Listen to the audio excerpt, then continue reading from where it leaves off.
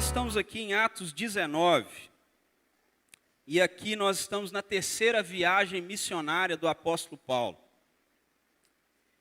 E essa terceira viagem, ela é marcada com a ida do apóstolo Paulo para Éfeso. Você encontra o apóstolo Paulo passando as regiões mais altas e chegando até Éfeso.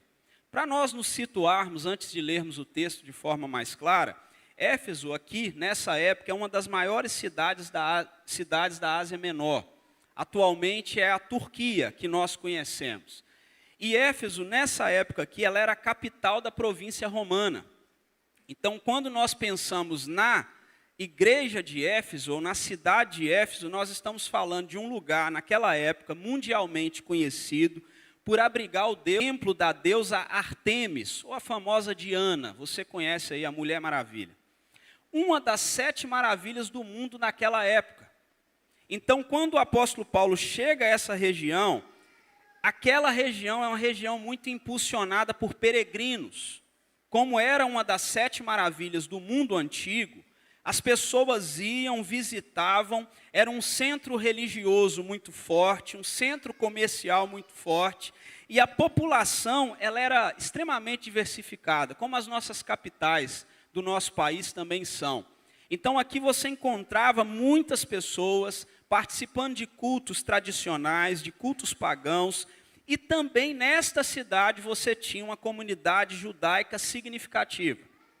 Quando nós olhamos ainda para esta cidade, esse âmbito religioso, ou o quanto era forte essa religião, o culto a Ártemis, dominava a vida social e cultural daquele povo. Então, se tinha algo forte, profundamente arraigado, enraizado naquele povo ali, era esse culto. E era comum para aqueles habitantes viverem essa realidade do culto a Diana de forma muito clara para a vida deles. Além disso, Éfeso tinha uma elite social muito forte. E essa elite social de Éfeso acabava participando de muitas decisões de Roma.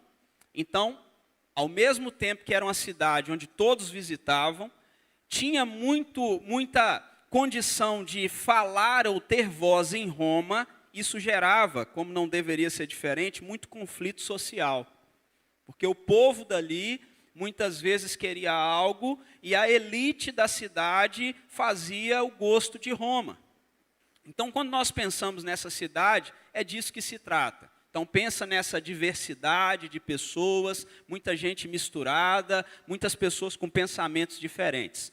Aqui você encontra também esse contexto da terceira viagem missionária. Nós estamos falando aí de 55 depois de Cristo. Então, é um tempinho bom.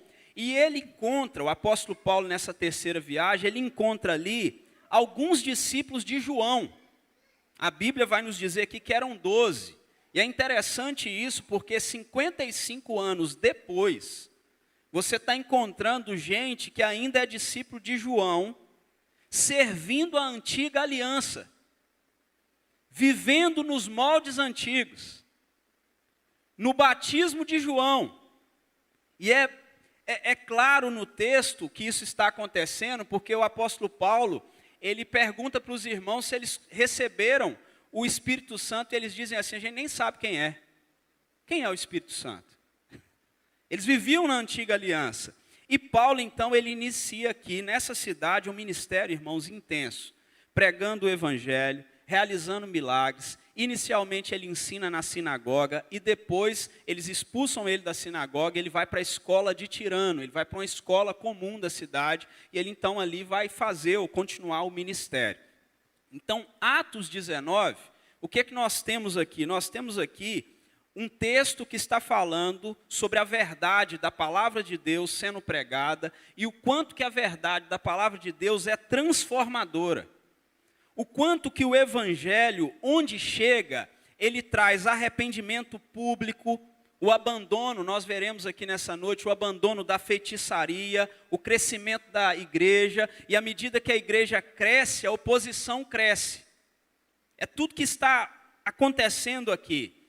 Aqui você encontra uma tensão com o avanço do cristianismo e o interesse econômico religioso que tinha na cidade. ligado à idolatria. Então isso tudo aqui vai gerar no final do capítulo um tumulto.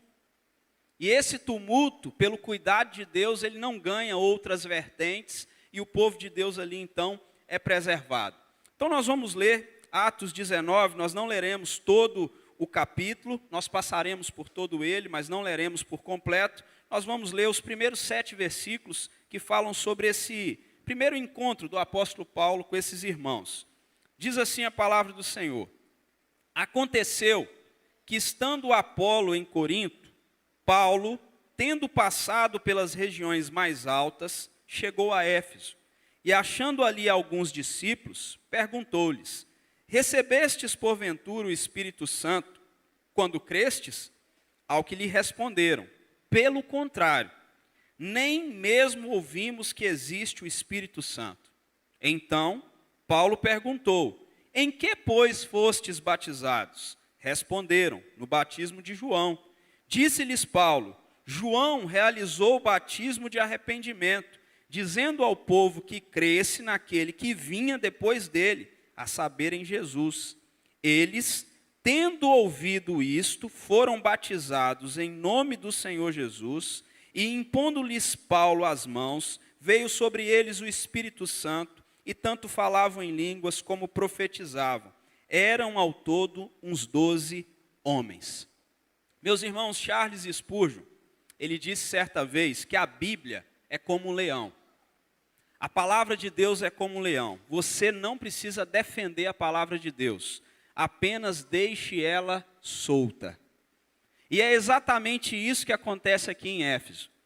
Atos 19 nos mostra uma cena na qual a palavra de Deus ela é simplesmente deixada solta. E a transformação na vida das pessoas é incrível.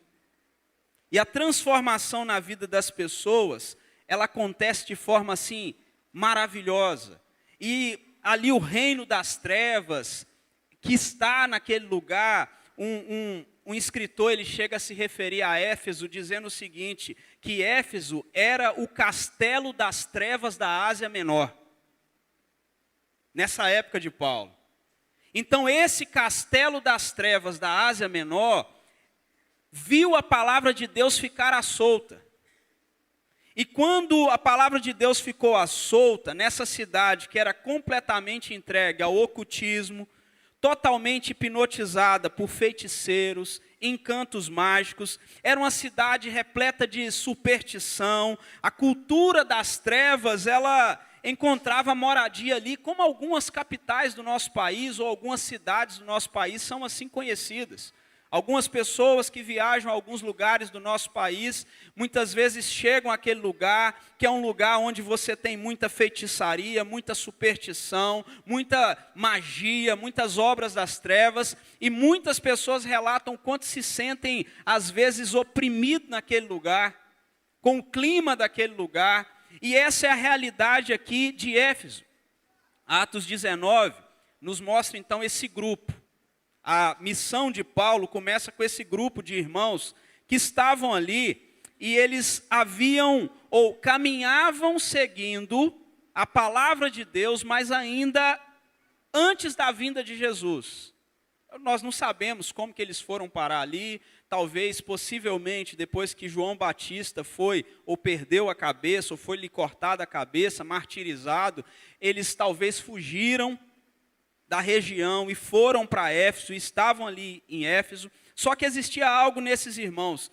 Aqui, claramente, eles precisavam de uma nova revelação. Esses precisavam de uma nova revelação. Nós vamos explicar. Eles precisavam também de um novo relacionamento, porque até então eles se relacionavam com Deus na figura do Antigo Testamento. E eles também precisavam de um novo rito, porque o batismo deles não tinha sido feito em nome do Pai, do Filho e do Espírito Santo. Era o batismo antigo. Então, primeiro, esses irmãos precisavam ouvir sobre o Espírito Santo de Deus. Isso fica muito claro quando o apóstolo Paulo chega e pergunta, e eles dizem assim: pelo contrário, nem mesmo ouvimos que existe o Espírito Santo. É engraçado, porque se eles viviam na figura do Antigo Testamento, eles deveriam conhecer o Espírito Santo e saber quem ele é, porque o Espírito Santo está agindo aqui no Antigo Testamento.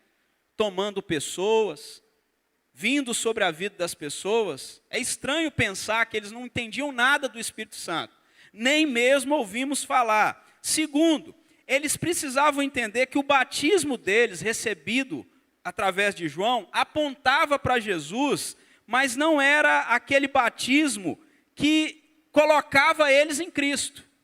Eles precisavam conhecer esse batismo que vinha de Deus. E por fim, eles precisavam do batismo cristão, em nome do Pai, do Filho e do Espírito Santo, e esse batismo simbolizava a identificação deles com a morte e ressurreição de Jesus, e também a recepção do Espírito Santo de Deus com seus dons.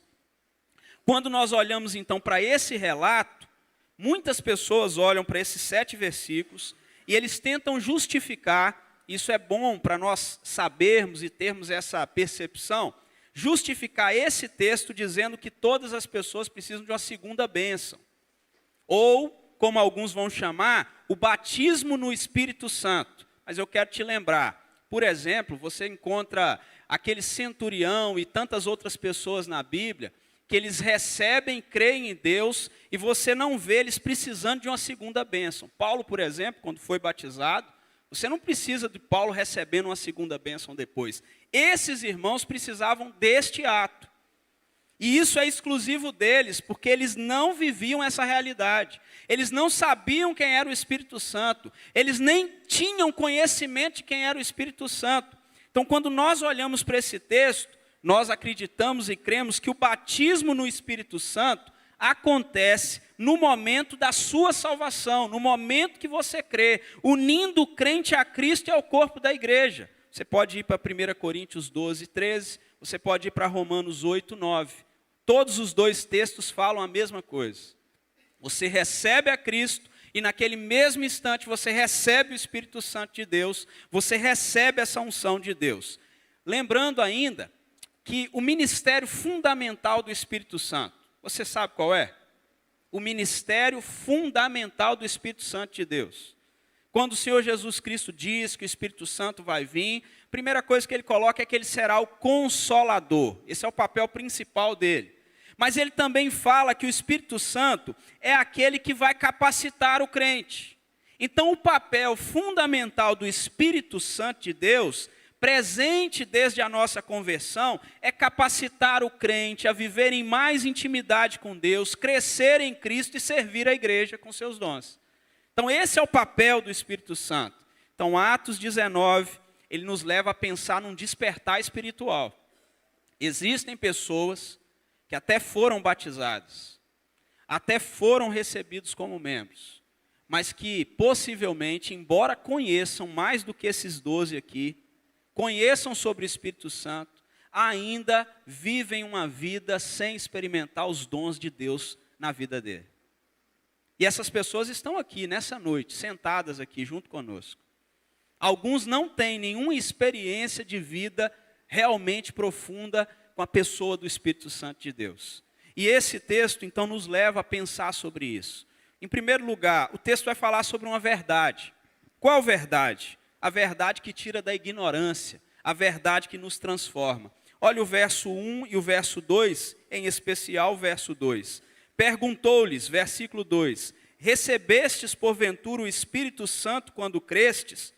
Ao que lhe responderam, pelo contrário, nem mesmo ouvimos que existe o Espírito Santo. Deixa eu lhe fazer uma pergunta. Como que Paulo chegou à conclusão de que eles não tinham o Espírito Santo? Você já se perguntou? Você já fez essa pergunta para você? Porque para perguntar se eles não receberam o Espírito, pense comigo, ele tem que ter visto, notado, percebido alguma coisa, ou a falta, como diz a tia Sônia outro dia, ou a falta de alguma coisa. Sim ou não? Ele viu algo naqueles irmãos, ou não viu algo naqueles irmãos, e ele percebeu que eles não tinham uma experiência com o Espírito Santo de Deus. Caso contrário, ele não teria feito essa pergunta. Mas ele faz uma pergunta, e essa pergunta, ela serve para mim e para você nessa noite. Da mesma forma. Porque quando Paulo faz essa pergunta, nós temos que ir para o texto que estudamos domingo passado, Gálatas 5. O que é o fruto do Espírito? Tem lá a descrição do fruto do Espírito: amor, alegria, paz, longanimidade, benignidade, bondade, fidelidade, mansidão, domínio próprio. Paulo pode ter percebido a ausência disto. Paulo pode ter percebido a ausência dessa capacitação no crente, desse viver em intimidade com Deus.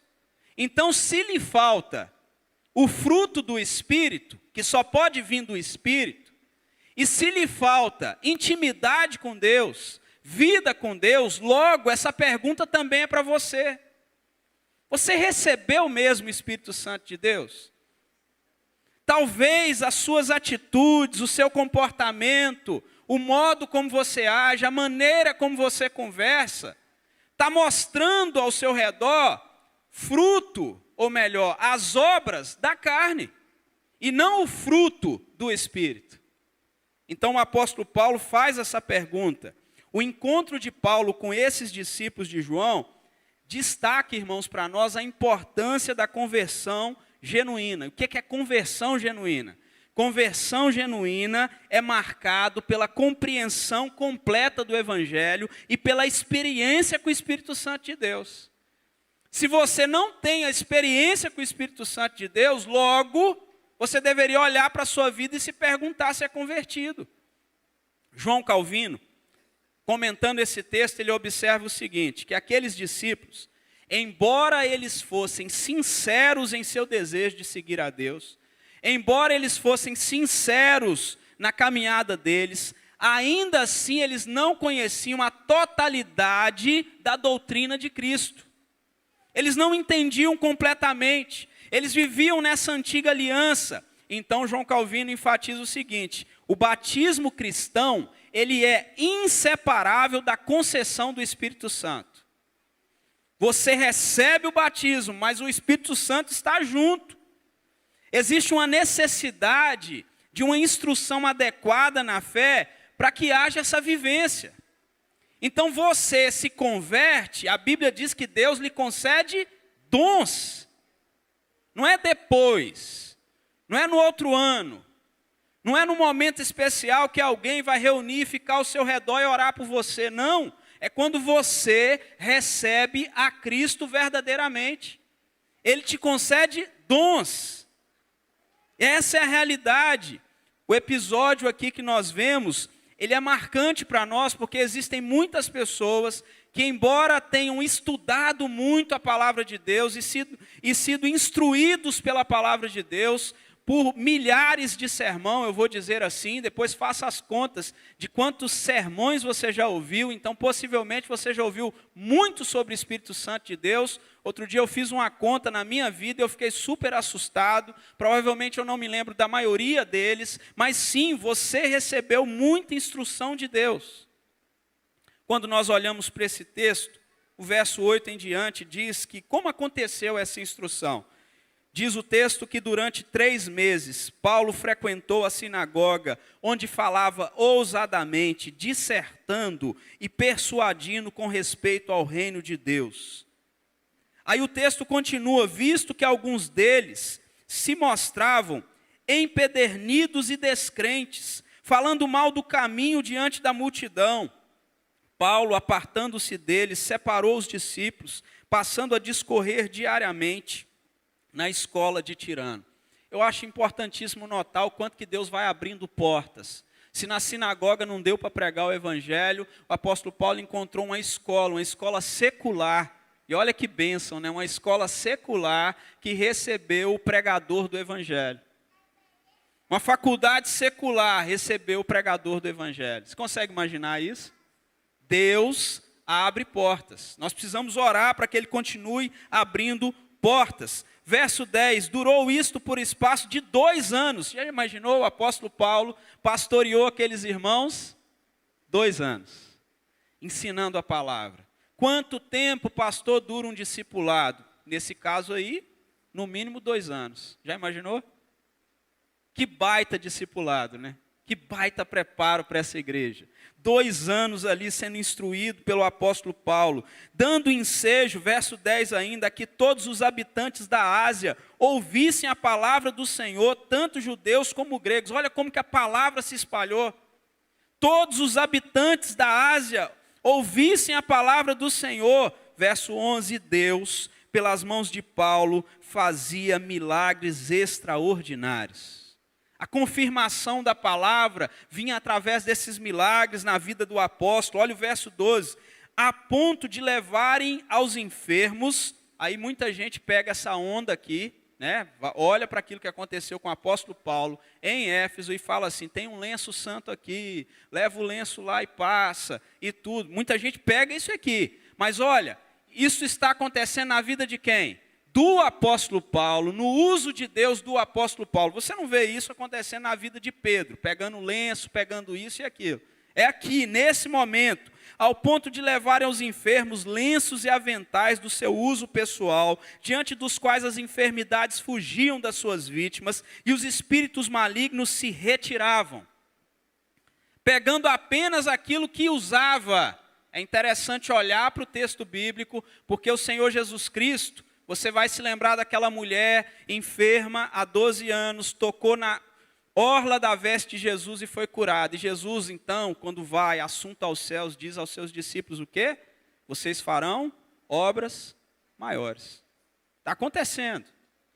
É o ministério avançando, e essas coisas estão acontecendo, o grande poder de Deus. Agora nós chegamos no verso 13, que é muito interessante para esse primeiro ponto, a verdade transforma.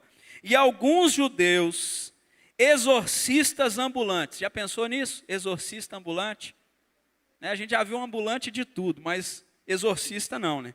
Alguns judeus, exorcistas ambulantes, tentaram invocar o nome do Senhor Jesus sobre os possessos de espíritos malignos, dizendo, esconjuro-vos por Jesus, a quem Paulo prega. Os que faziam isto eram 7 filhos de um judeu chamado Seva, sumo sacerdote. Mas o espírito maligno lhes respondeu, vamos ler juntos?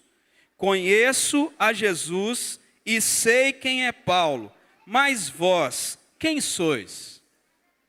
Irmãos, essa é uma realidade bíblica, assim, assustadora, né? Porque você encontra aqui um episódio envolvendo esses filhos de Seva, um sumo sacerdote, e eles estão aqui cometendo um abuso irreverente, desrespeitoso da autoridade de Cristo. E olha, você e eu corremos o mesmo risco. Tem muita gente falando em nome de Jesus para tudo quanto é coisa. Cuidado. Tem muita gente que olha para certas situações e fala, sangue de Jesus tem poder. Cuidado. Cuidado por aquilo que você está usando o nome de Cristo. O nome de Cristo é um nome precioso. Agora, veja o perigo da prática ou do formalismo religioso, tentando usar o nome de Jesus como instrumento. Veja o perigo da prática religiosa desprovida de uma fé autêntica. Prática religiosa sem fé autêntica em Cristo sempre vai trazer males. Esse é o grande ponto. E olha, nós não somos diferentes dos filhos de Seva. Muitas vezes nós temos práticas religiosas sem o acompanhamento de uma fé genuína. E é por isso que nós não sentimos ou não percebemos e não crescemos em Deus. Eles estavam aqui vivendo essa realidade. O nome de Jesus, meus queridos irmãos, ele não possui uma eficácia automática. O nome de Jesus, ele não é um amuleto.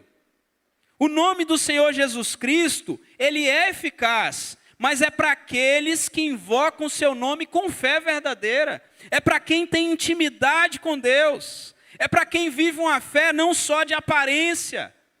É para alguém que crê realmente. O nome de Jesus não funciona dessa forma. Mas os filhos de Seva acharam que sim, e por isso aquele espírito maligno não só falou com eles assim, quem é você? É quase no futebol, jogou onde? Não sei quem você é não, rapaz. Como é que é seu nome? Eu sei quem é Paulo. E eu sei quem é Cristo. Mas vocês? Quem vocês são? Que tipo de pessoa vocês são? E olha o verso 16, que aqui é que fica bom. E o possesso do espírito maligno saltou sobre eles, subjugando a todos, e eram 7, hein? E de tal modo prevaleceu contra eles, que desnudos e feridos fugiram daquela casa. Bateu em todo mundo. Deu uma surra em todo mundo. Que surra boa, né? Surra boa para aprender a não usar o nome de Jesus de forma errada. Apanhou todo mundo. Foi embora nu, sem roupa, ferido, correndo, com medo, para nunca mais usar o nome de Jesus de forma errada. Então veja bem, esse fato aqui que nós vemos nesses versos, evidencia, irmãos, o quanto nós precisamos da centralidade da pregação fiel, o quanto nós precisamos da verdade da palavra de Deus, e Paulo fez isso aqui com excelência. Mas Paulo também fez isso confrontando os erros religiosos, mesmo sobre o risco de perseguição. Nós queremos lembrar que Paulo ele está ali numa cidade que valoriza a feitiçaria, a magia, tem ali um templo conhecido como uma das 7 maravilhas do mundo antigo, da deusa Diana. E ele está ali confrontando e pregando a palavra de Deus, então a verdade transforma. Mas veja bem, meia verdade pode te colocar em apuros, como os filhos de Seva. Tem muito crente vivendo com meia verdade do evangelho. Apesar de que não existe isso. Tem muito crente vivendo com meia conversão, apesar de que não existe isso. Ele vive no semi-reino. Ele nem está no reino.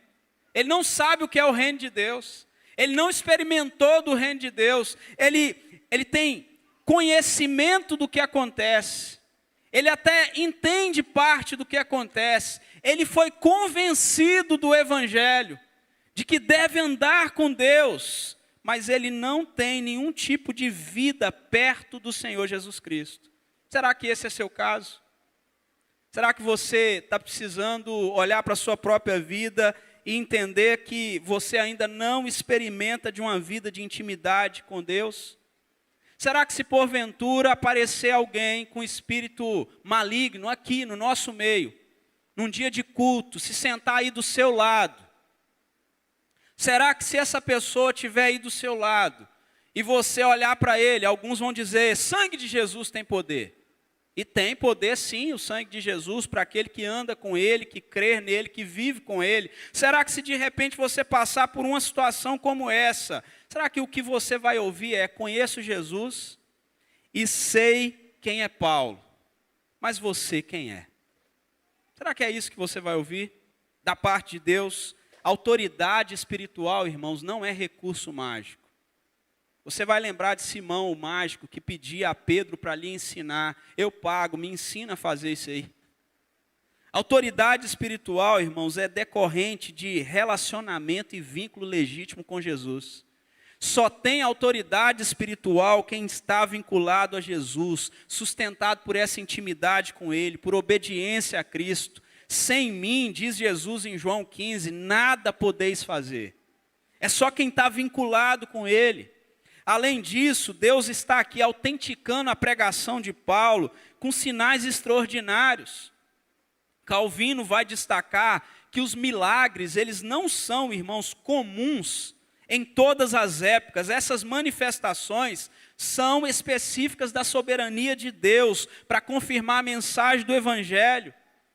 Esse movimento espiritual aqui, ele não trouxe sobretudo só milagre, porque quando o Espírito Santo age, se tem algo principal que ele faz, vai por exemplo agora comigo no verso 18, muitos dos que creram vieram confessando e denunciando publicamente as suas próprias obras. Veja bem, a ação da verdade da palavra de Deus, a ação do Espírito Santo de Deus, levou aqueles que creram a denunciar e confessar suas próprias obras. Não tinha ninguém apontando o dedo para o outro. É interessante isso, né? A ação do Espírito Santo, ela não nos leva a ficar apontando os dedos para quem está ao nosso redor. Pelo contrário, a própria pessoa que recebe o toque do Espírito faz o quê? Ele confessa. E olha, o texto diz que publicamente eles denunciavam suas próprias obras. Diziam o que estavam fazendo, mas tem mais, olha o verso 19. Também muitos dos que haviam praticado artes mágicas, reunindo seus livros, os queimaram diante de todos, calculados os seus preços, achou-se que montavam a 50.000 denários. Assim, verso 20, a palavra de Deus crescia e prevalecia poderosamente. Que coisa linda, irmãos. Maravilha. Quando nós olhamos aqui para esse texto, depois alguém pode fazer as contas, quiser, né, pega aí e dá uma pesquisada, não precisa fazer agora não, 50.000 denários, alguns que fazem esses cálculos ali, eles dizem que equivale a cerca de 14 milhões a 28 milhões. É o valor que dariam aqueles livros mágicos que foram ali queimados, que foram ali jogados no fogo. Diante da verdade que liberta e transforma, os livros de mágica perderam sentido, irmãos.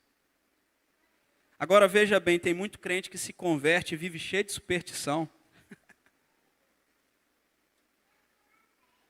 Mas uma vez que a verdade de Deus chegou, irmãos, acabou a superstição.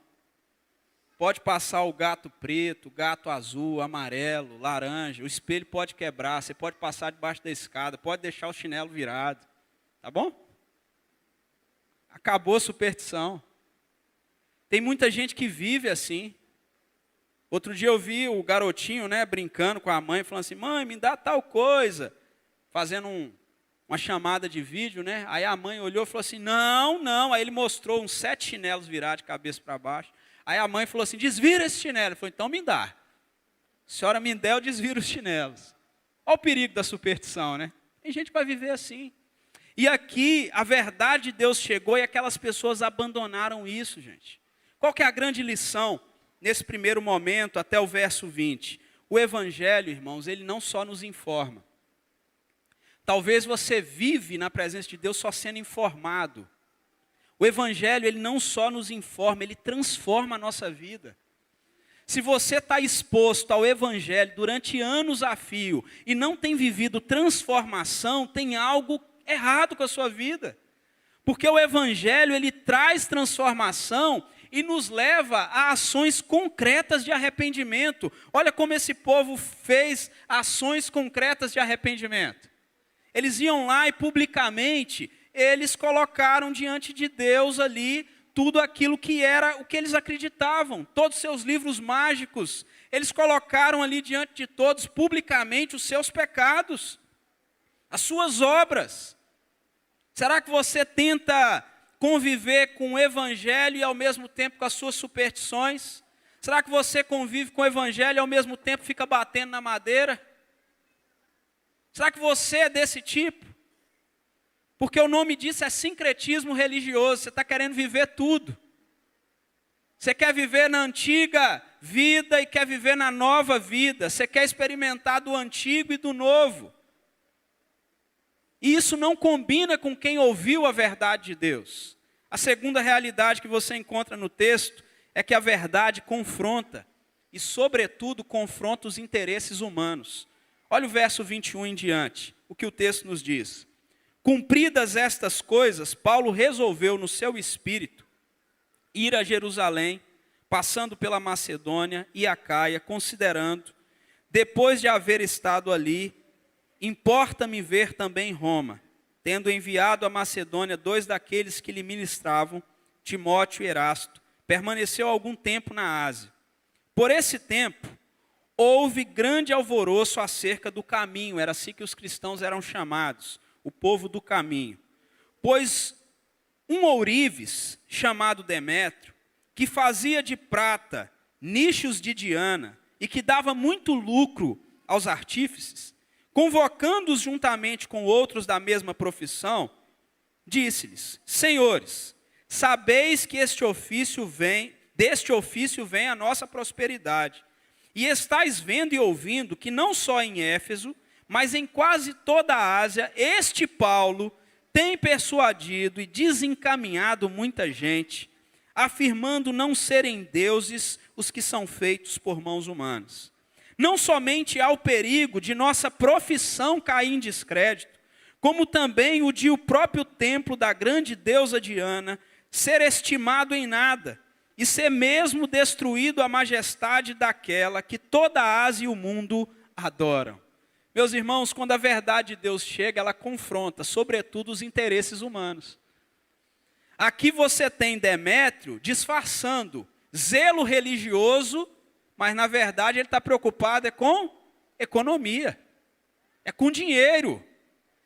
Muitas vezes você vai encontrar o encontro da pregação, e a palavra de Deus, Hebreus 4:12, diz que a palavra de Deus, a Bíblia, é a espada do Espírito, ela penetra e ela divide alma e espírito, juntas e medulas. Ela é capaz de confrontar, corrigir, moldar. Essa é a palavra de Deus. E aqui você encontra Demétrio preocupado com o financeiro, mas ele colocou uma capa de zelo religioso no negócio, entendeu? Estou preocupado aí que esse templo tão conhecido no mundo todo, toda a Ásia adora a Diana. Eu estou preocupado que vai acabar até o culto a Diana. Longe de mim preocupar só com a minha profissão, só com as minhas vendas. Eu estou preocupado com o templo. Charles Spurgeon vai dizer que a verdadeira pregação é como um bisturi. Ela corta profundamente, expõe o pecado, arranca o que é corrupto para que a vida possa florescer. Essa é a realidade da palavra. Tim Keller, ele fala que a palavra de Deus não apenas nos conforta, mas ela nos confronta, incomoda e chama ao arrependimento. Olha o que ele diz. A pregação do Evangelho não é apenas para nos fazer sentir bem, mas para confrontar as duras realidades do pecado em nossas vidas e apontar para a graça transformadora de Deus. Esse trecho que nós lemos, além dos irmãos abandonarem publicamente os seus pecados ou confessarem publicamente, eles pegaram e venderam os seus livros de magia. Então, tudo aquilo que era de outros deuses, que os ourives faziam, aquele povo jogou fora. Talvez alguns aqui que tenham uma experiência com as igrejas pentecostais e neopentecostais vai se lembrar disso. Eu já visitei regularmente montes em alguns períodos da minha vida, inclusive me converti no monte. Nos montes, principalmente à noite, na saída do monte ou na entrada do monte, geralmente o pessoal deixava ali um grande galão assim, ficava pegando fogo. Alguém já deve ter visto isso. Ali as pessoas que se convertiam muitas vezes vinham e traziam coisas da sua antiga vida. Às vezes tinha gente que levava disco, tem gente que nem sabe o que é disco, né? Trazia os discos antigos, fitas de música antigas, CDs antigos, roupas que são roupas que envergonham o Evangelho e tantas outras coisas. E era muito comum essas pessoas que vão aos montes, hoje diminuiu bastante, eles chegarem na entrada do monte, pegarem aquele saco de coisas que não prestavam mais para a nova vida com Deus e jogarem ali dentro para serem queimados. Não tem nada de místico em queimar essas coisas, tá bom? Não tem nada assim, de outro mundo em queimar essas coisas, mas muitos deles faziam isso olhando aqui para Atos, capítulo 19, verso 19. Alguns ainda fazem isso. Algumas pessoas entendem que alguns presentes que eles ganham, inclusive bebidas alcoólicas, eu já vi acontecendo, na minha casa eu vi meu pai fazendo isso com frequência, ganhava aquela cesta grande da empresa, de fim de ano, a primeira coisa que meu pai fazia, chegava em casa, aquela bebida alcoólica que estava ali dentro daquele cesto, ele pegava e jogava tudo fora, e falava, não vou dar nem para quem toma, jogava fora. Na frente assim dos filhos, mostrando para todo mundo.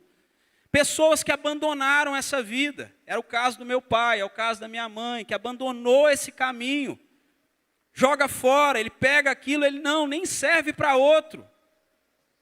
Tem que jogar fora. E aqui, essas pessoas estão vivendo essa realidade e a Bíblia Sagrada, a verdade de Deus, ela está impactando a vida dessas pessoas. a ponto deles pegarem coisas que eles supervalorizavam e jogarem fora, e queimarem. Então eu te pergunto, será que não tem algo lá dentro da sua casa, que você ainda guarda, que deveria ser jogado fora? Não precisa queimar não, mas talvez está precisando jogar fora. Talvez tem peça de roupa que não dá nem para você dar para alguém. De tão indecente que é, que não serve. Você está precisando jogar isso fora. Tirar da sua vida, e nem dá para outro não. Porque é a realidade que está acontecendo com esses irmãos. Só que o que acontece logo em seguida é um tumulto disfarçado de zelo religioso. Porque Demétrio, olha o que ele faz. Ele começa a conversar com os ourives, dizendo o seguinte: olha, a nossa profissão está em perigo. E olha, irmãos, louvado seja Deus, se por onde passar a verdade de Deus e a igreja de Deus começar a ficar em perigo, sim, a vida de todos aqueles, ou a vida não, mas a profissão de todos aqueles que fazem imagens de escultura, que fazem amuletos, prendendo as pessoas nas trevas e numa religião que não serve a Deus, fingindo bênção, quando na verdade é maldição. Que onde a palavra de Deus chegar, através da minha vida, da sua vida, inclusive na casa dos nossos familiares, que os deuses caem por terra, que as imagens de escultura caem por terra, que nós não tenhamos medo de confrontar até mesmo nossos parentes sobre essa verdade, sobre a idolatria, sobre a verdade da palavra de Deus, porque muitas vezes nós queremos ser boa praça com todo mundo, dizendo que está tudo bem, quando na verdade não está tudo bem. Essa pessoa caminha rumo ao inferno, e se morrer vai para o inferno, porque não creu em Deus. É assim mesmo. E muitas vezes nós fechamos os olhos: nossa, é tão gente boa, é tão meu amigo, não vou compartilhar o evangelho. Você está perdendo uma rica oportunidade de ser o agente de Deus, de anunciar o reino de Deus. Ah, pastor, vou perder a amizade dessa pessoa, vou perder o respeito. Olha, irmãos, eu prefiro perder o respeito do parente, do amigo, do que o respeito de Deus, né? Sendo um servo de Deus e não pregando o evangelho. Como diz o apóstolo Paulo, deveria pesar sobre nós o pregar o evangelho. Esse deveria ser um trabalho prazeroso para nós. E aqui então o evangelho confronta. O que o evangelho confronta? Ele confronta os sistemas religiosos e econômicos contrários a Deus. O evangelho vem aqui, ele causa impacto social. O evangelho vem aqui, ele afronta as estruturas injustas. O evangelho vem aqui e o sistema baseado na ganância para ganhar dinheiro em cima de falsidade religiosa cai por terra. Aí veja a ironia. Os adoradores de Diana, olha o que eles fazem. Eles têm que defender sua deusa com violência, enquanto o evangelho avança sem precisar de violência. Só na pregação da palavra. Esse tumulto aqui, ele revela o amor ao dinheiro, a oposição ao evangelho. Ela é constante. Quando você olha para o texto, existe aqui uma irracionalidade do pecado, né? Que se manifesta nessa multidão. Dê uma olhada, verso 28. Ouvindo isto, encheram-se de furor e clamavam: grande é a Diana dos Efésios. Foi a cidade tomada de confusão, e todos a uma arremeteram para o teatro, arrebatando os macedônicos, Gaio e Aristarco, companheiros de Paulo. Querendo este apresentar-se ao povo, não lhe permitiram os discípulos. Também as iarcas que eram amigos de Paulo mandaram rogar-lhe que não se arriscasse indo ao teatro. Uns, pois, gritaram de uma forma, outros de outra, porque a assembleia caíra em confusão. E na sua maior parte nem sabiam, preste bastante atenção no final, e na sua maior parte nem sabiam por que motivo estavam reunidos. Confusão é assim, você já reparou? Igual aquele sujeito, né, que vê uma confusão na rua, e piada de Enoque. Vê aquela confusão na rua assim, ele sai: é parente, é meu parente, é meu parente, é meu parente. Chega lá, um burro caído no chão, né, um animal. O pessoal aí, ó, seu parente, né? Confusão é assim, chama as pessoas. As pessoas chegam assim e tem gente que vai junto com a multidão, vai junto com a confusão, e muita gente, diz o texto, que eles nem sabiam o que estava acontecendo. Qual que é a lição que esse trecho nos mostra? A luz do Evangelho, irmãos, sempre vai expor as trevas do nosso coração. A verdade do Evangelho, ela vai expor as trevas que estão no nosso coração. E mais, muitas vezes, a reação à verdade de Deus é resistência e violência. Você já viu quando você vai compartilhar a verdade de Deus com uma pessoa que está em pecado, ainda que ele seja crente, e se ele não tem um coração quebrantado, você já viu como é que ele reage com violência? Com palavras assim, ninguém tem nada a ver com a minha vida não, por que você está me julgando? Porque a verdade de Deus, ela faz isso. Quem é você para dizer o que eu estou fazendo? Deus que me vê. Olha, a pessoa devia ter medo de dizer, é Deus que me vê. Porque Deus sabe que ele está mentindo no exato momento ali, que está sendo confrontado. Então, a luz da verdade do Evangelho, ela expõe o nosso coração. Por fim, nós encontramos a parte final, a verdade vencendo. Só que aqui você encontra a intervenção providencial de Deus usando os líderes da época. E quantas vezes nós, irmãos, deixamos de orar pelos nossos líderes ou por aqueles que estão investidos de autoridade, porque a gente sempre olha para todas essas autoridades achando que eles são ou estão entregues à corrupção, que eles não servem a uma lei correta, que eles não vivem dentro dessa lei correta. Quantas vezes nós vivemos assim, e a Bíblia nos mostra de diferentes modos e em vários momentos autoridades civis sendo usadas por Deus. E aqui você encontra, verso 35, o escrivão da cidade, tendo apaziguado o povo, disse, senhores efésios, quem porventura não sabe que a cidade de Éfeso é a guardiã do templo da grande Diana e da imagem que caiu de Júpiter? Ora, não podendo isso ser contraditado, convém que vos mantenhais calmos e nada façais precipitadamente, porque esses homens que aqui trouxestes,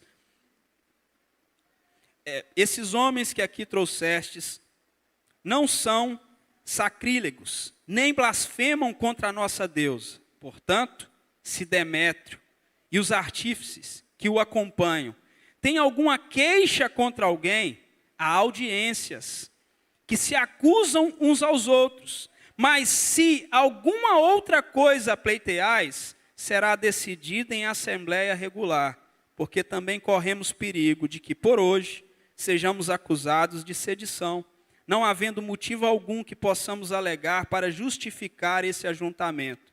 E havendo dito isto, dissolveu a assembleia. Quem Deus usou? O escrivão da cidade.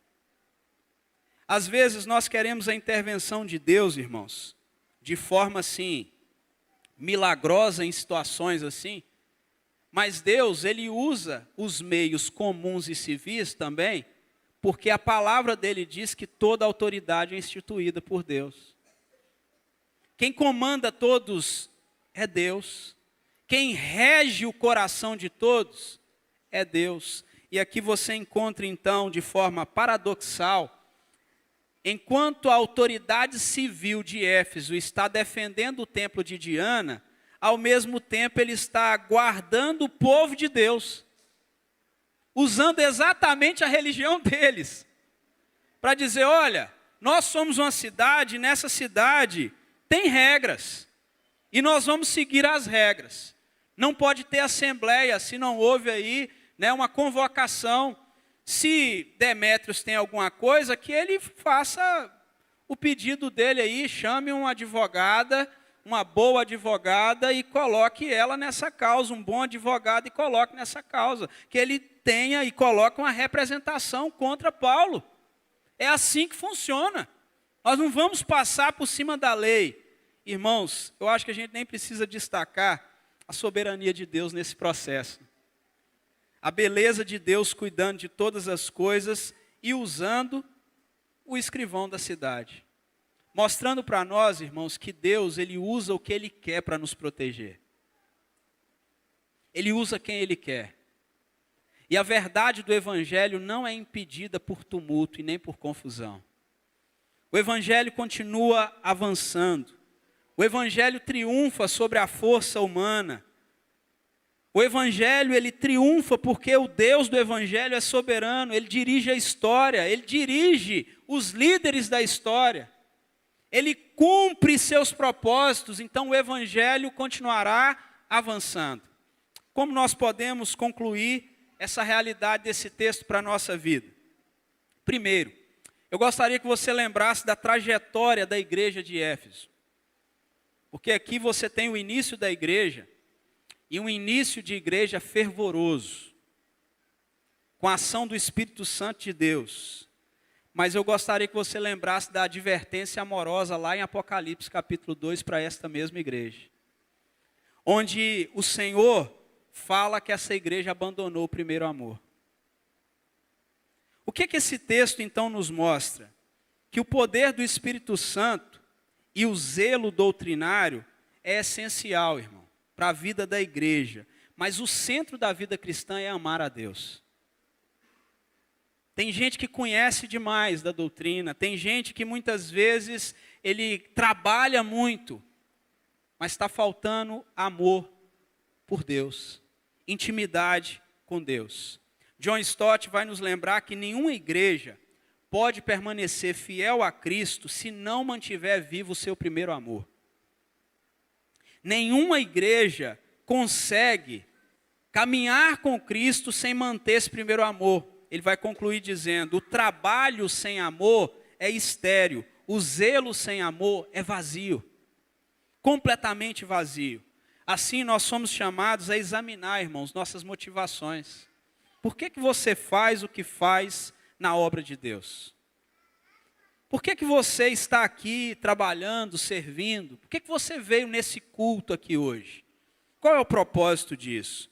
Nós vivemos por uma sociedade marcada pela pressa, pelas distrações, principalmente as distrações digitais. Nós vivemos numa cultura do imediatismo, tudo para ontem. Nós vivemos numa sociedade que confunde afetos e valores, onde as pessoas estão humanizando pets, onde as pessoas estão humanizando bonecos de borracha, de silicone. Nós estamos vivendo numa sociedade onde a igreja, no meio disso tudo, corre o risco de se tornar apenas uma organização no meio das demais. Veja bem, a igreja tem o seu nome fantasia, o seu CNPJ e tudo mais. E muitas vezes a igreja vai correndo esse mesmo risco de ser uma igreja focada em programas, eventos, números, lucros, mas vazia de uma vida com Cristo. Então nós corremos o mesmo risco.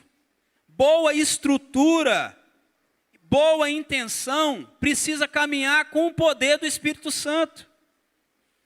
Não pode estar sem esse poder renovador, capacitador, santificador, que vem do Espírito Santo.